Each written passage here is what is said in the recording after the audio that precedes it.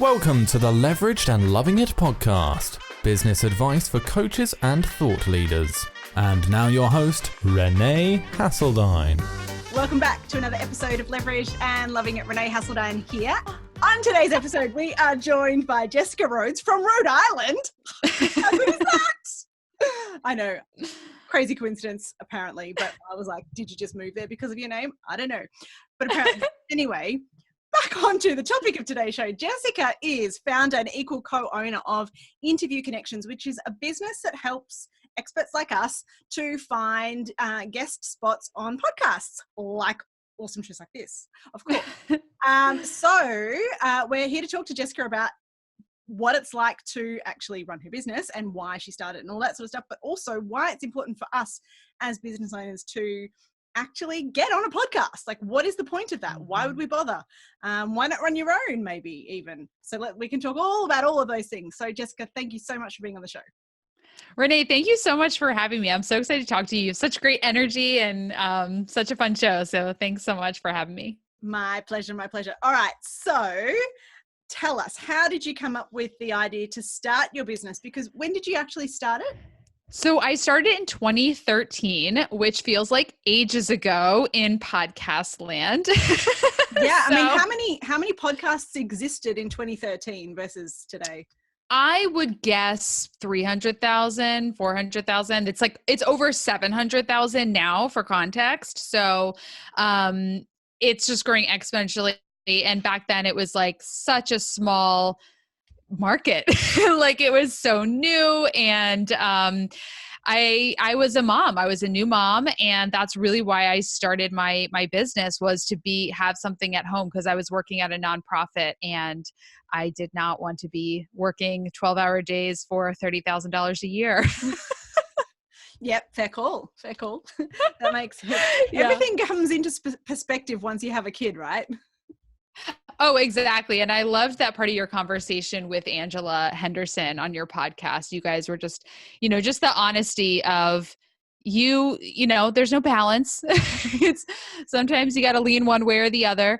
But yeah, your perspective totally changes. Like my motivation to do everything I'm doing, like it all comes back to being a mom. So yeah, exactly. I think my decision-making around that when I decided to start working again after having kids was, okay, if I'm going to do something that takes me away from my children, it needs to be important.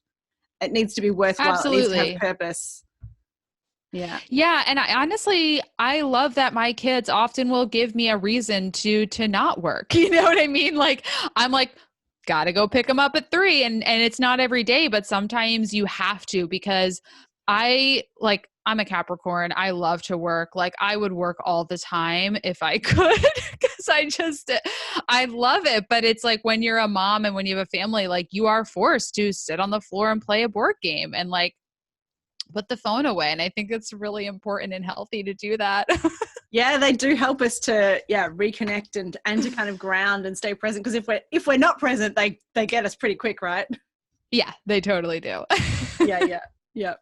All right. So let's get back to the work side of things, because we love it. That's good. Me too. Tell us a bit more about this podcasting opportunity. So, I mean, I get it clearly, but for our audience who potentially hasn't even been, like, I want you to think about some of the people who are listening have never, ever been a guest on a podcast, but they've probably listened to a few. What should they be thinking about, and how do they know if it's a good fit for them and if they should explore it as an opportunity? Absolutely. Yeah. And I was having this conversation today with somebody, who was looking into we have a Facebook group about being a guest on podcasts. And I was just explaining how it's a long-term strategy. And that's one of the important things to know when you're going into it, is that it takes a while to see a return on investment. Whether you're guesting or hosting, it's really the same, but we'll talk about like from the guest perspective. When you start the strategy, you need to get clear on what your topics and questions are. How do you want to be positioned? What do you want to be known for? What do you want to stand for? Who do you want to be talking to? Like, you really do need to get clear on all of that before you start reaching out and finding shows to be a guest on. And then you've got to pitch, you've got to follow up, you've got to schedule. Like There's a whole process that goes into it. And when you're scheduling on somebody's show, you look at their calendar, you find the next available date that matches up with yours. And sometimes that's several months. Then you record and then it goes live sometimes several months after that. So when it's all said and done, it takes several months just for one podcast interview to get scheduled and go live. And for listeners to then hear you and take action takes even longer than, because people don't hear your interview and like hand over their credit card. I mean, if they do, it's amazing when that happens, but most people do need to have several touch points with you before they actually sign up and invest in your service. Yeah, absolutely. I mean, you've got to think about if someone discovers you for the very first time when you're a guest on a podcast, then the first action they're probably likely to take is to go and like look up your website, go and stalk you a bit online, like go and find out about you, right? Or listen to potentially your offer. Like, what advice do you have for people guesting on how to actually leverage that the best? Exactly. Yeah. So you want to have a clear call to action. And this is where it's really important to have systems and to have in mind what your funnel is going to be. And, don't get scared away if you hear funnel and you're like, oh God, because I get it. Like email sequences and all that. This isn't like meant to be some complicated sales marketing funnel strategy. It really all comes down to relationships. But you want to know, okay, if my ideal potential client hears me on a podcast, what do I want them to do? And a lot of times I'll ask people, well, look at your clients right now. How did they find you? And what were the steps they took to eventually sign up and work with you? For me, I'll look, okay, they tend to, be referred by someone. We have a call. They listen to our podcast. So you want to think about what those steps are and work to replicate that when you get on a podcast and are speaking to your target audience that way. So you want to know, like, what is the best next step for them to take? So based off of what you're interviewed about, what would be a good action step? What would help listeners take all this information to the next level? So maybe that's a landing page. Maybe that's inviting them to your free Facebook group. It has to be something free and it has to be something valuable that they really want to get at that moment. Yeah, absolutely. And how many calls to action do we want, Jessica? Let's be one. Thank you. Thank you. One. And let me tell you, it's even though I teach this and I practice it, sometimes I'm on a podcast and I'm like, but I want to tell them so many other things, but it's like, you have to stick to one. People are listening on the go. They're listening in their car. They're listening at the gym. They're doing their dishes. They're on their mobile device. Most podcast listeners are listening on their phone. They're not going to remember 5 different things. So you got to pick one. Yeah, exactly. That's so true. Yeah. I mean, pretty much when I'm listening to a podcast, it's in the car and I'm driving and, I've also got the Google Maps navigator telling me where I'm going at the same time. Yeah. If you give me more than one call to action, I'm going to remember 0. Exactly. A confused mind says no. Yeah. Absolutely. So you really want to stick to the one thing that people will do. Yeah. Fantastic. So what about those people out there who were thinking about launching a product or a service or a program or something like that? If they want to kind of use podcasting as a part of the strategy for that launch, like how far in advance do they need to be planning? Yeah. So this is a really great question because most of the time when we go into any marketing strategy and especially podcast interviews, we have something in mind that we want to be promoting. We literally have something in mind that we want to be talking about and driving listeners to. And so ideally, when you do these interviews, you want them to be going live right at the perfect time. So listeners hear it and jump on board, they go buy your book, they get your program, whatever the case may be. So you do need to plan ahead. We recommend 4 to 6 months before you want interviews to be going live. Podcast hosts with really great shows that are well produced, they're planned out, they are producing well in advance of when an interview is going live. Either they're pre-recording or they're scheduling it way out. Like you get connected with the host and then it's like the next available date is maybe 2 or 3 months out. And that is standard, especially for the more in-demand shows that are really well produced, because the hosts of those shows, they have their shit together. Like they've got a system in place. And so if you want them to interview you and air your interview aligned with your launch, you need to be planning ahead. So you're not like, I'm not going to say, hey, Renee, can you air this next week? Cause that would be great for me, because you don't want your urgency to affect their schedule. You're there to be easy to work with. You're there to serve and just make their life as easy as possible. So you do want to plan ahead. And the other thing is, it's great to have interviews that support your launch, but you always want to keep in mind that even if an interview goes live the week of a launch, people are still going to hear it after your launch is over. People will find and listen to your interviews months after it goes live. So you want to make sure that your call to action is still relevant. Your interview is still relevant months in the future. You want this to be evergreen content. Yeah. That's what I was kind of going to say. I was like, I would find it tricky to include any kind of launch offer in a podcast because timing, it's just, even if an episode goes live on Thursday, people aren't necessarily going to all listen to it on Thursday. So you just can't, there are so many variables. I absolutely agree with you that it should just be an evergreen call to action. Yeah, absolutely. Yeah, for sure. So does that mean you would say not to include it then as part of a launch, or, It's tough. This is something that we've kind of gone back and forth on a little bit because it is such a popular strategy for launches, for book launches and things like that. But the timing is incredibly challenging. And a lot of people that come to us, with a book that they're launching, they want to do podcast interviews, but there's like a million other things that go into launching a book, a course, a product, whatever.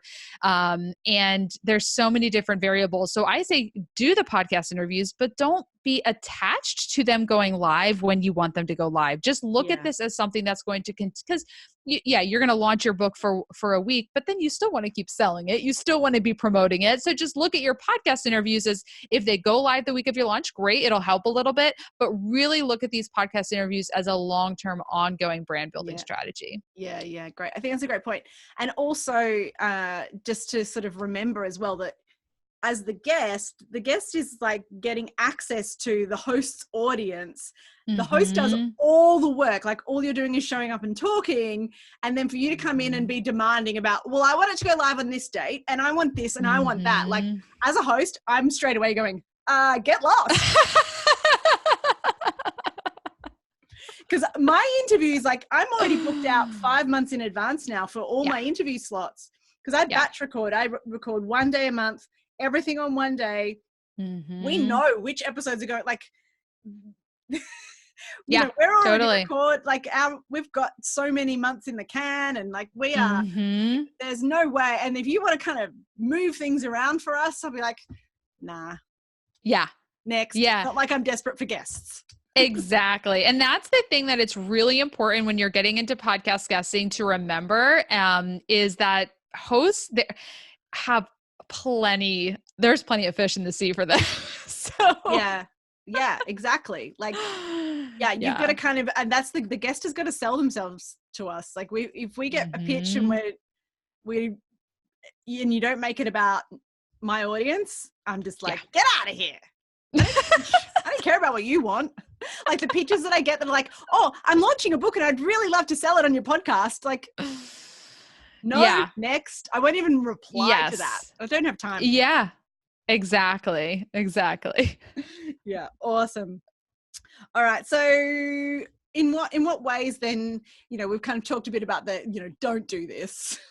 Actually, are there any more don't do's in terms of being a guest on a podcast? Yeah, I mean, so some of the major ones, you just kind of touched on the pitches. I mean, like you won't even get past the pitch if your pitch is all about you and it doesn't show the value of what you can bring to the audience. So you definitely want to focus on that. You don't want to pitch your paid service or product. You don't want to be too pitchy. You really want to make sure that you're providing as much value as possible.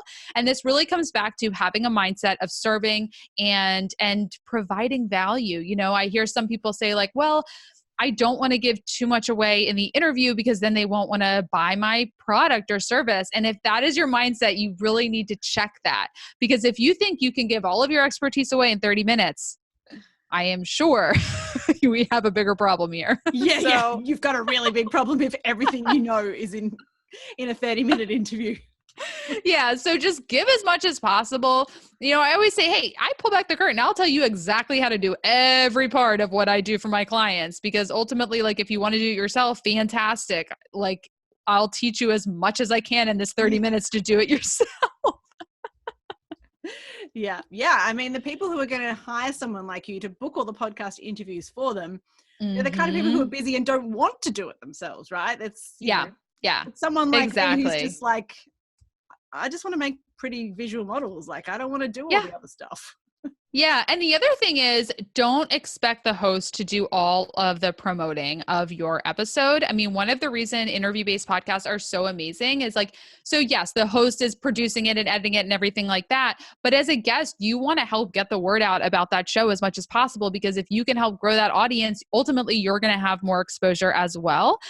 So really promoting it, like, you know, I posted about our interview, left a link to the, like, just posting and tagging and really nurturing your relationship with the host and getting the word out to your audience. I mean, not only is that great for your positioning to show that you're getting interviewed and that you're getting booked, people see that and they're like, oh, wow, you know, they're getting interviewed.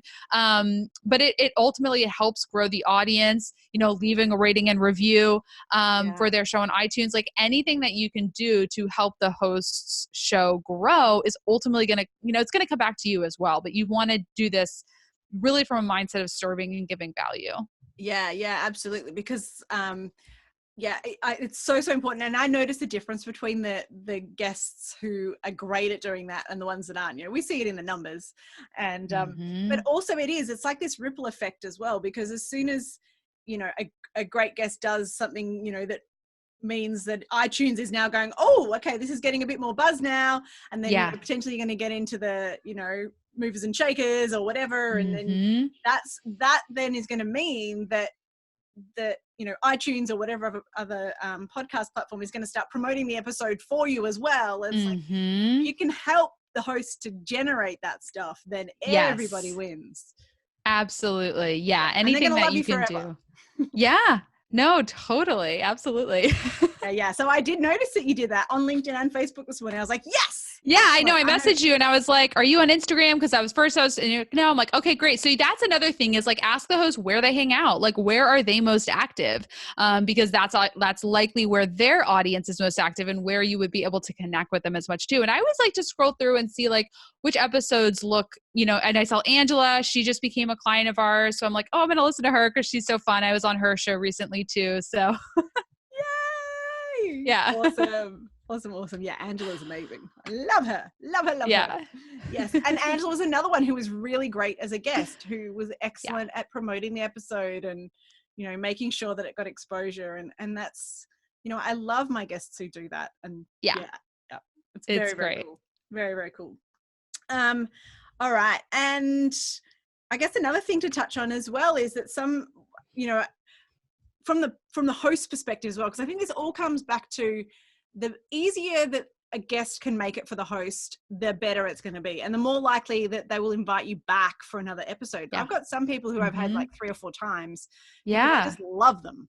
And, you know, those people, and actually, you know, Darcy Smythe, for example, I've lost count of how many times he's been on my show, you know, and I've even given him the reins to host an episode once. Oh my gosh, that's amazing. Yeah. I said, oh, you host it and make me the guest. Let's just like flip it and see what happens. That's and awesome. We totally did that.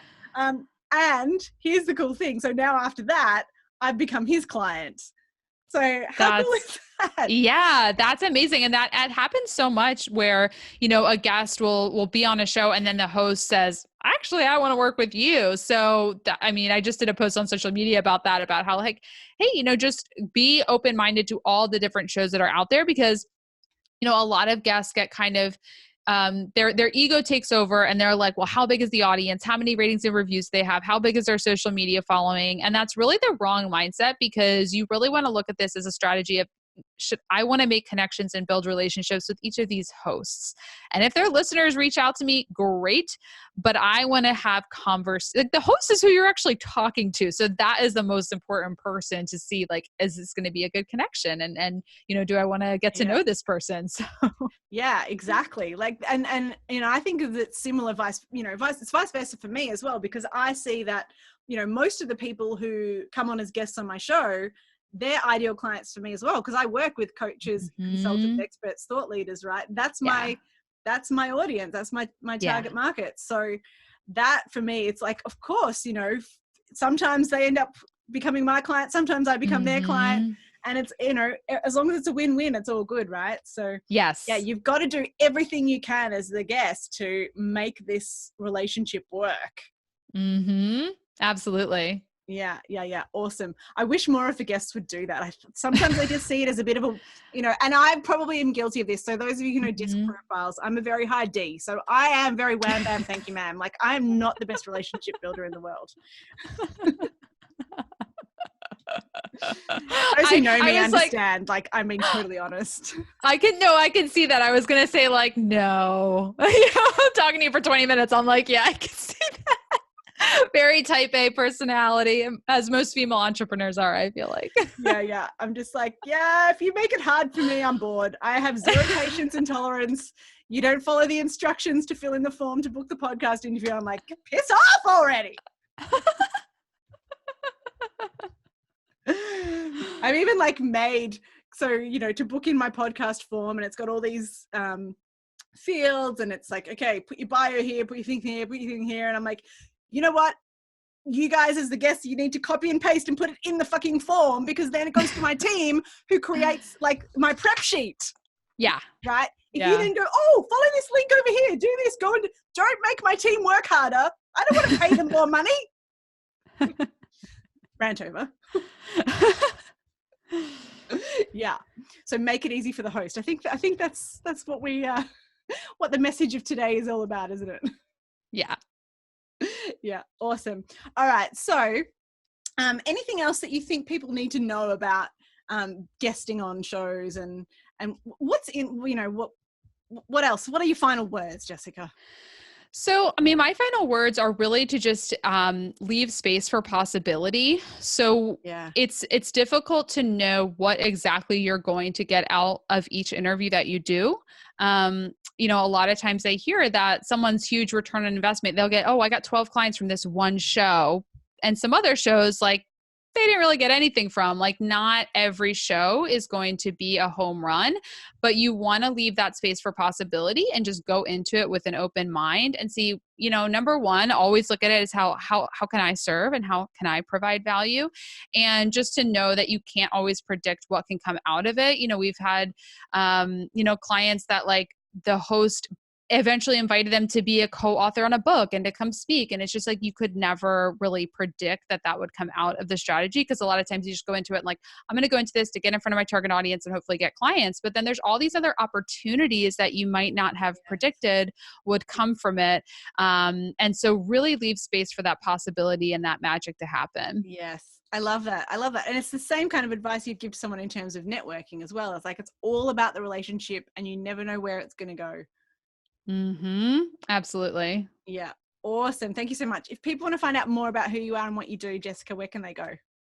So we have a free Facebook group called Guest Expert Profit Lab. We do free weekly trainings and provide as much information as possible for entrepreneurs who want to do podcast guesting. So you can find that at interviewconnections.com/group. Awesome. Thank you. See how she did that? Yes. Role model. Watch the role model. Boom. Awesome. Thank you so much, Jessica, for being on the show. It's been great to finally have you, because of course this has been a long time coming. Thank you so much. I appreciate it. Awesome. Thank you. You've been listening to Leveraged and Loving It. We've been speaking with Jessica Rhodes about guesting on podcasts. I'm Renee Hasseldine. Talk to you next week. For all the downloads and links mentioned in this episode, head to shareyourpassion.com.au.